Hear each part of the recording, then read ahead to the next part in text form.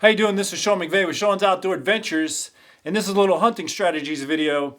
And this is a little idea if you hunt with a buddy. It's a good idea, especially in morning hunts, to set up in a way that you could do a deer drive to your buddy.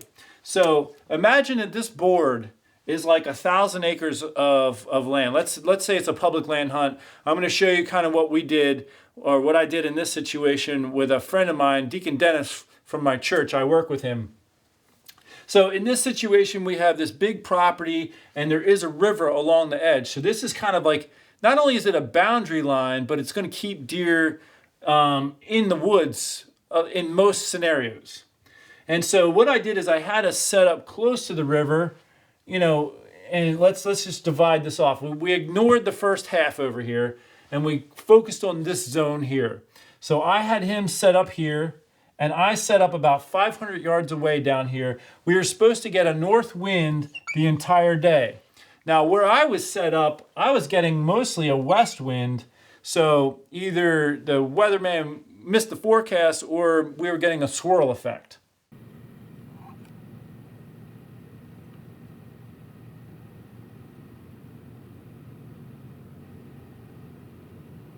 So here's the dead deer. You can tell the legs are out straight, so it was not bedded down. It died on the move, and the antlers are hacked off. It looks to be at least a 3.5-year-old deer. Definitely a good sized deer. I mean, the possibility is somebody shot it, never found it, and then they either found it much later and cut the antlers off, or someone just saw the deer dead. But there's a major trail that you walk down right here. You can see the deer. So I mean, if somebody shot the deer and just took the antlers, I mean, that just is disgusting. We got to be ethical, but who knows exactly what happened. So what I did here is I want to try to push deer toward him. And I also, since the wind was coming this way, I got down and I looped out this way and came in like this. And when I got to about here, I saw a deer run toward him. So I'm like, yes, it worked. However, he was watching a buck and a doe over here that I had pushed and were coming this way on him. So let's check in with him to see a little bit of the action of when we meet up. Well, I know our plan worked, and I saw a deer go right by him. I don't know if he got a shot or not. Let's go find out. He's up there. Oh, it almost worked. Yeah, I mean, I could have shot the doe. She was close enough. Why didn't you? I should have. Oh. So with the normal deer movement, you had a decent buck go by, you said, and you grunted at him, and he kind of stopped and looked, but then didn't come in, and then you gave him one more grunt, and a different buck popped out. Yes. That's exciting. Yeah. And then at the end here, I kind of walked through in your direction, and you say you had some more come through to you from pushing? The doe that came first, and then shortly after that I could hear something coming up in the woods, and it came right along the creek, this little waterway, and then it came out onto the trail about 35 yards away and stood there for me long enough to shoot, but I decided not to. And then he went into the woods, not real panicked or spooked. That was about it. Then you came out of the woods.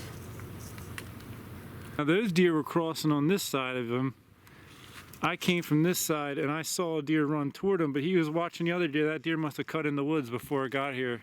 He probably saw me, you know, getting ready over here, because I was probably, while I was getting my bow off, I had it off when I heard rustling in